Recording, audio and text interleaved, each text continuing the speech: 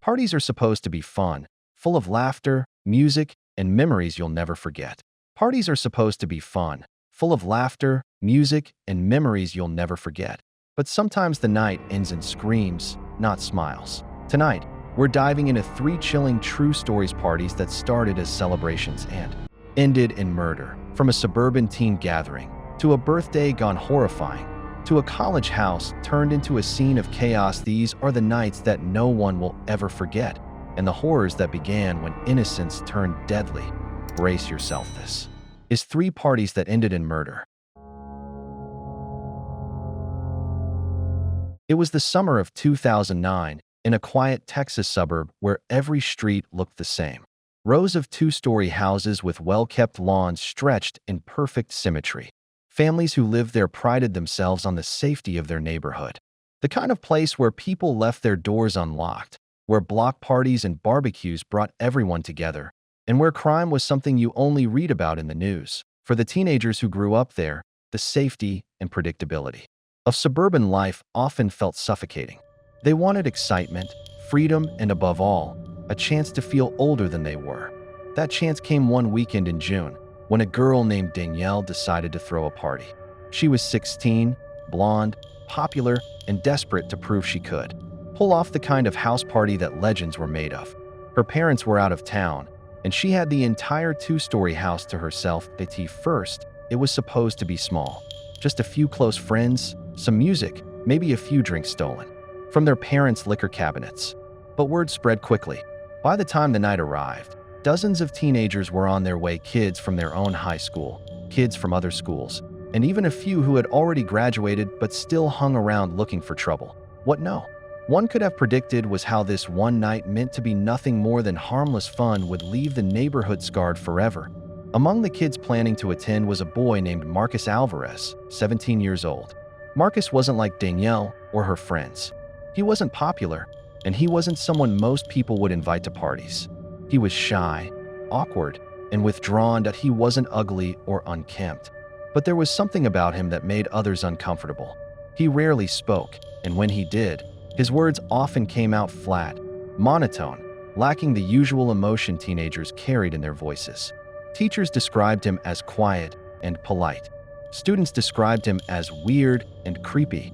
At home, Marcus's life was far from easy. His father had walked out when he was just 8 years old, leaving his mother to raise him alone. She worked long hours at a local diner, barely making ends meet, leaving Marcus alone most nights. With no siblings, no father, and no real friends, Marcus grew up in isolation. His only real escape was books, crime novels, horror stories, and, eventually, online forums where he could lose himself in the words of strangers. But there was another side to Marcus, a darker side. Beneath his silence was a boy carrying years of anger, humiliation, and resentment. He hated how others laughed at him in the hallways. He hated the way teachers pitted him. He hated being invisible unless it was to be mocked. When Marcus heard about Danielle's party, he wasn't invited. He never was. But he overheard 2 classmates talking about it in the cafeteria. And for reasons he couldn't fully explain, he decided he was going to show up anyway. The night of the party, Danielle's house lit up like a beacon. Cars lined both sides of the street. Music thumped through the walls, and kids poured into the house in a steady stream. Inside, the living room had been transformed into a makeshift dance floor. The kitchen counter was lined with bottles of cheap vodka, whiskey, and beer. Upstairs, kids claimed bedrooms to drink, talk, or hook up in private. By 10 p.m., the house was overflowing. There were at least 60 kids inside, and more drifting in and out through the backyard. Laughter and shouting filled the air, mixing with the bass of the music until the whole house vibrated with life. That's when Marcus arrived. That he didn't drive, he walked. He didn't dress for the party, he wore the same clothes he wore every day: faded jeans, a plain black hoodie, and scuffed sneakers. While others arrived in groups, Marcus came alone. At first, no one noticed him. He slipped inside with a small crowd of newcomers, blending in just long enough to make his way to the corner of the living room. There, he sat on the arm of a couch, watching. That he didn't drink. He didn't dance. He didn't talk. He just watched. It didn't take long before someone noticed him. "Hey, look who it is," one boy laughed, nudging his friend. It's the freak. The boy was named Kyle, a football player, 17, tall and cocky. He was drunk already. His words slurred, his eyes bloodshot. Marcus ignored him, staring down at the floor, but Kyle wasn't done. He leaned closer, sneering. "What are you doing here, man? You don't belong at parties. You don't belong anywhere." His friends laughed. Another boy chimed in. "He probably came to watch us, like some kind of creep. Bet he's never even touched a girl before." The laughter stung. Marcus clenched his fists, his nails digging into his palms. He didn't respond. Kyle grabbed the bottle of beer he was holding and shoved it against Marcus's chest. "Here, loosen up. Maybe if you drink enough, you'll finally grow a personality." When Marcus didn't take it, Kyle poured the beer onto his hoodie. The crowd around them erupted in laughter. Marcus stood abruptly, his face pale, his hands trembling. Without a word, he shoved past them and walked out the back door. To most of the kids, it was just another funny moment at the party. Nobody thought much of it. They assumed Marcus had left, humiliated, and wouldn't come back. They were wrong. Marcus didn't go home. Instead, he walked the half-mile to his own house. It was dark inside when he arrived, his mother working the late shift as usual. In the silence of his empty kitchen, Marcus opened a drawer and pulled out the largest knife they owned. A chef's knife, nearly 10 inches long, its blade sharp and gleaming under the dim light. He held it for a long moment, staring at his reflection in the steel. His mind raced. He thought about the laughter, the mocking, the years of humiliation. He thought about how he was always the victim, always the one who had to endure.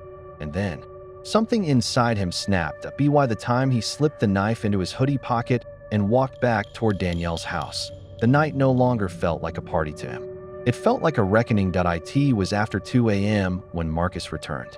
The crowd had thinned. Many kids had already left, while others were passed out in various corners of the house.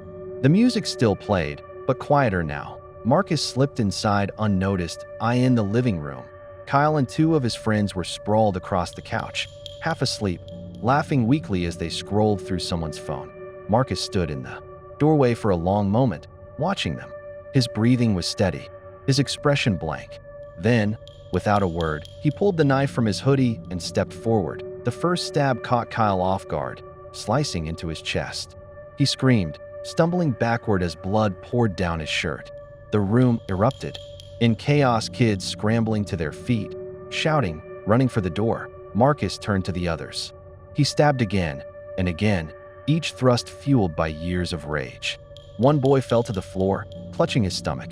Another collapsed against the couch, blood soaking into the cushions.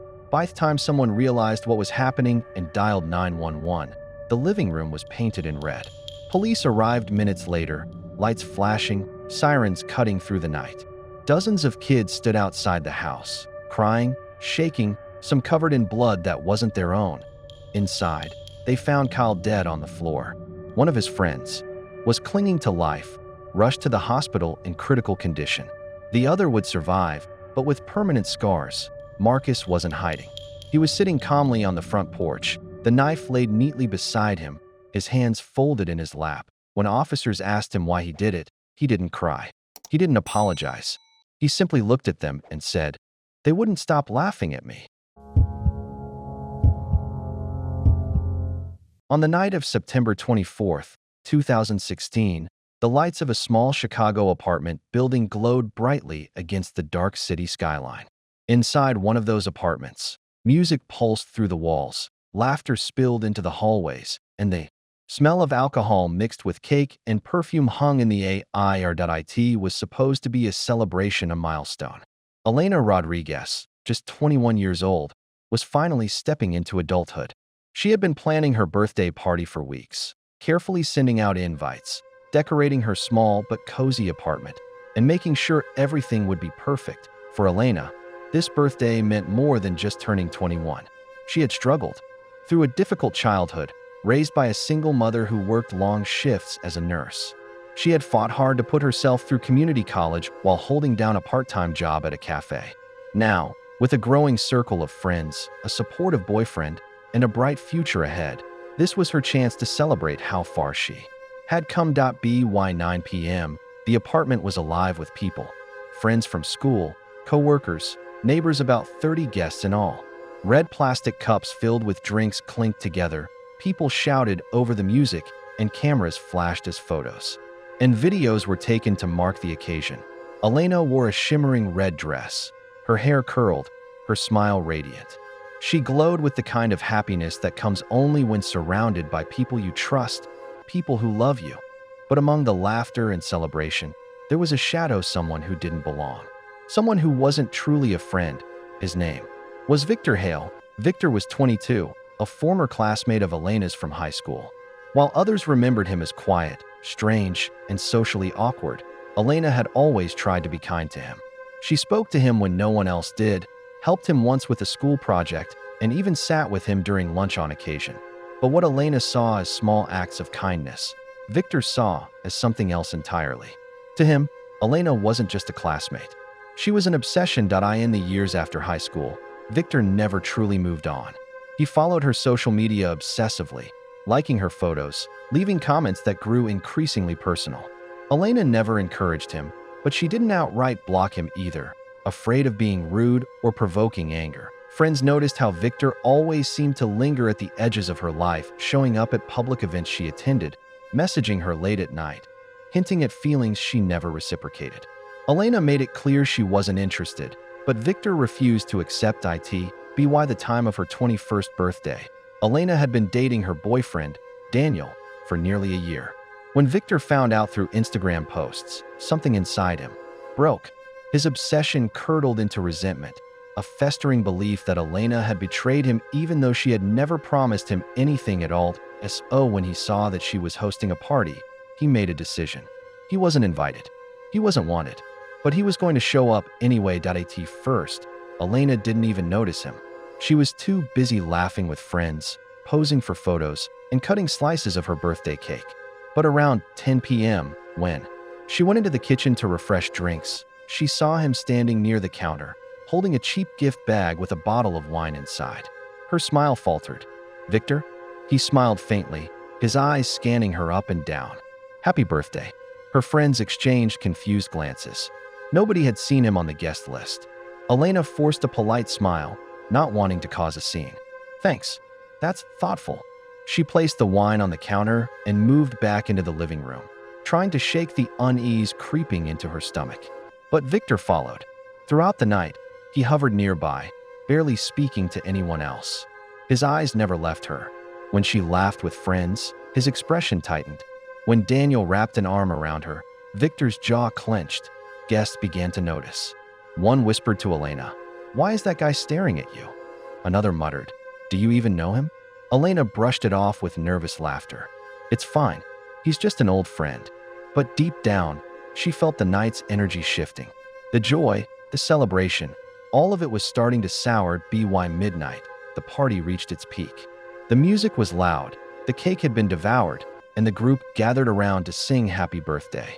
Elena laughed as she blew out the candles, the moment captured on several phones.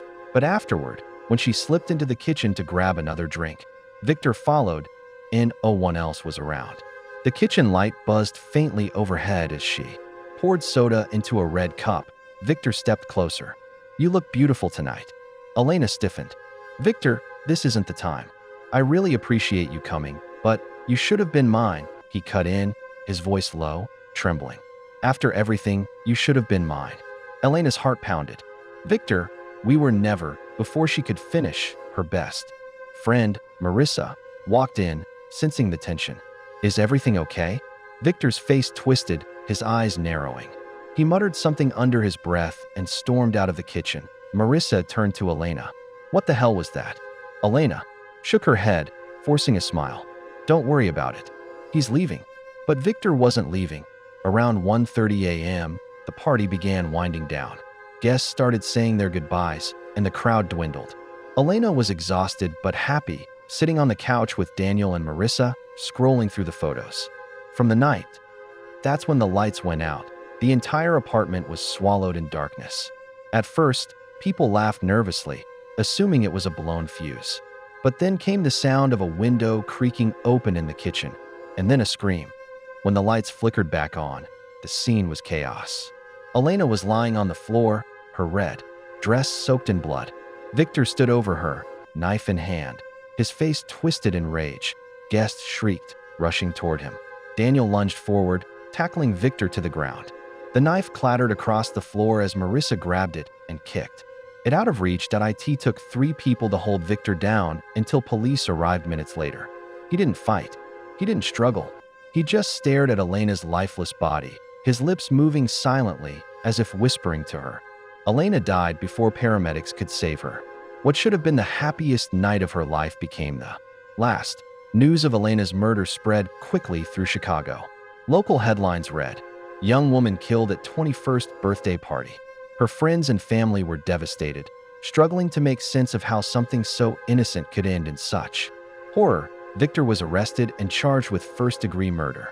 During his interrogation, he showed no remorse. He claimed Elena had led him on for years, that she owed him her love, and that if he couldn't have her, no one else could. At his trial, the prosecution painted him as a dangerous, obsessive stalker who had planned the attack.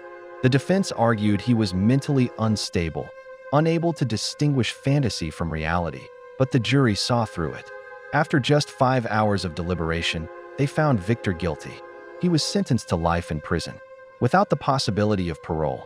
Lena's death was more than just a tragedy, it was a grim reminder of how dangerous obsession can become. To Victor, she was never a person with her own life, her own choices. She was an object of fixation, a fantasy he felt entitled to, and when that fantasy was shattered, his response was not heartbreak, but murder. Her friends still keep her memory alive, posting photos and tributes every year on her birthday.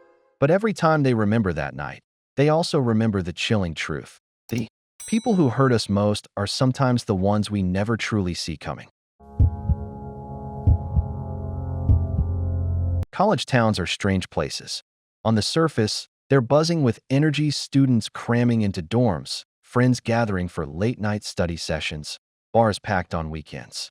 But beneath the laughter and freedom, tension often simmers. Rivalries, jealousy, grudges, and sometimes violence. In the fall of 2013, at a small liberal arts college in Pennsylvania, that tension boiled over at what should have been just another weekend house party. The campus was small, only about 2,000 students total. Everyone knew each other's names, faces, reputations. And when word spread that Delta Sigma, one of the more infamous fraternities, was throwing a massive party, practically the entire student body wanted to be there, but no one knew that before. The night was over, one student would be dead, another critically injured, and the fraternity itself would be shut down forever. The center of the story were 2 groups of students who despised each other. On one side was Delta Sigma fraternity, a group of hard-partying, athletic guys known for loud nights, heavy drinking, and sometimes fights. They carried themselves with arrogance, walking across campus as if they owned it. On the other side was a group of independent students who didn't belong to Greek life. Among them was Ethan Walsh, a sophomore, intelligent, sarcastic, and unafraid to challenge authority. Ethan had clashed with Delta Sigma members more than once, mocking them publicly for hazing, misogyny, and their constant troublemaking. The fraternity hated Ethan, and Ethan hated them back. It was a rivalry that brewed slowly over 2 years small. Fights in the cafeteria, insults thrown in the quad, and one particularly nasty incident where Ethan exposed a fraternity prank to campus security, nearly getting them suspended. When word spread that both groups would end up at the same party, people joked that sparks would fly. Nobody realized just how deadly those sparks would become. The night of October 19th, the Delta Sigma house lit up with activity. Students poured through the doors in waves, red cups in hand, the smell of beer and sweat filling the air. Music blasted from massive speakers, vibrating the floorboards as people danced, shouted, and stumbled from room to room. By midnight, there were over 100 people inside. The air was hot, sticky with spilled drinks. Upstairs, couples made out in bedrooms. Downstairs, games of beer pong and flip cup raged. And in the middle of it all, Ethan Walsh and his small group of friends walked in. The music seemed to dim when they entered. Delta Sigma members shot them dirty looks immediately. Ethan smirked, unbothered, tossing his jacket over a chair and grabbing a drink. For a while, things were tense but calm. The groups avoided each other, pretending to ignore the glares. But the peace wouldn't last. IT happened in the kitchen around 1 a.m. A crowded space where students lined up for drinks and snacks, bodies pressed shoulder to shoulder. Ethan accidentally, or maybe intentionally, bumped into one of the fraternity brothers, spilling beer across the guy's shirt. "Watch it," the frat brother snapped. Ethan grinned. "Relax. It's not like that's the first time you've been soaked in alcohol." Tonight, laughter erupted from Ethan's friends. The frat brother's face darkened. Pushing turned to shoving. Shoving turned to shouting. Within seconds, the argument escalated into fists flying. Cups and bottles crashed to the floor as students screamed and tried to back away. The fight spilled into the living room, drawing a crowd. Dozens of kids shouted, egged it on, some even filming on their phones. But then, the moment came that no one could have predicted. In the chaos, one of the fraternity brothers, a 20-year-old named Jason Miller, disappeared upstairs. When he returned, he wasn't holding another drink. He was holding a gun. The crowd froze. The music kept blaring, but the screams drowned it out. Some students dove for cover. Others stumbled back in shock. Jason shouted, his voice breaking with rage, "Back off. I'm done with this." Ethan, chest heaving, stood across from him. His friends pulled at his arms, begging him to stop, to walk away. But Ethan, prideful to the end, sneered. "What are you gonna do, Jason? Shoot me? At AF *****ing party." The room went silent. And then the first shot rang out. The bullet tore through Ethan's chest. He stumbled backward, eyes wide with shock. Before collapsing onto the beer-stained carpet, screams erupted. Students scattered in every direction, shoving through doors and windows to escape. Some tripped over each other, some froze in terror. Jason fired again, hitting another student, a girl who had been standing nearby. She crumpled to the floor, clutching her stomach as blood seeped through her shirt. Chaos consumed the house. The music finally cut off, leaving only the sound of screaming, crying, and footsteps pounding against the floor. Jason stood frozen, the gun trembling in his hands. His face twisted between anger and horror. Then, as if realizing what he'd done, he dropped the gun and bolted out the back door into the night. Police arrived within minutes, alerted by multiple 911 calls from frantic students. They found Ethan dead on the living room floor. The young woman who had been shot was rushed to the hospital in critical condition. The fraternity house looked like a war zone, overturned furniture, blood smeared across the carpet, beer cans, and broken glass everywhere.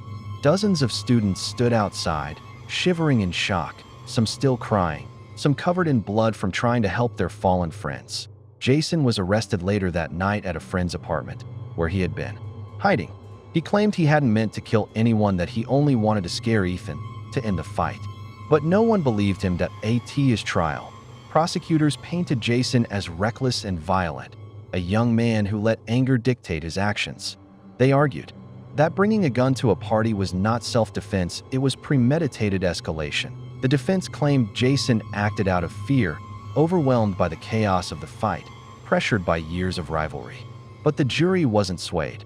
Jason Miller was convicted of second-degree murder and aggravated assault. He was sentenced to 40 years in prison. The tragedy sent shockwaves through the campus. Vigils were held for Ethan, whose sarcastic wit and fearless voice were remembered by classmates. The injured young woman survived after multiple surgeries, but she carried permanent scars, both physical and emotional. Delta Sigma fraternity was shut down permanently, its charter revoked, the house condemned. Students avoided the street for years, whispering about the blood party whenever they passed. Parents, terrified for their children's safety, pressured the college to crack down on Greek life and late-night gatherings. But nothing could erase what had happened. College is supposed to be a time of growth, of mistakes that shape who we become. Parties are supposed to be nights we laugh about later, stories we share with friends for years to come. But for Ethan Walsh, for the young woman who nearly died, and for everyone who witnessed that night, the party will never be a memory. It will always be a scar. Because in one moment of rage, with one gunshot, all the laughter, all the music, all the joy was replaced with silence. And the chilling truth remains. Sometimes, it only takes one spark, one grudge, one fight, one bullet for everything to come crashing down. Each of these stories began with laughter, friendship, and celebration. But all it took was one moment, one grudge, one obsession, one spark of rage for everything to fall apart. Parties can seem innocent, but sometimes darkness is hiding in plain sight, waiting for the right moment to strike. If you found these stories chilling, make sure to like this video, subscribe to the channel, and hit the notification bell. Share these stories with someone who loves true horror. And remember, the scariest nights aren't always in the woods. Sometimes they're right inside your own party.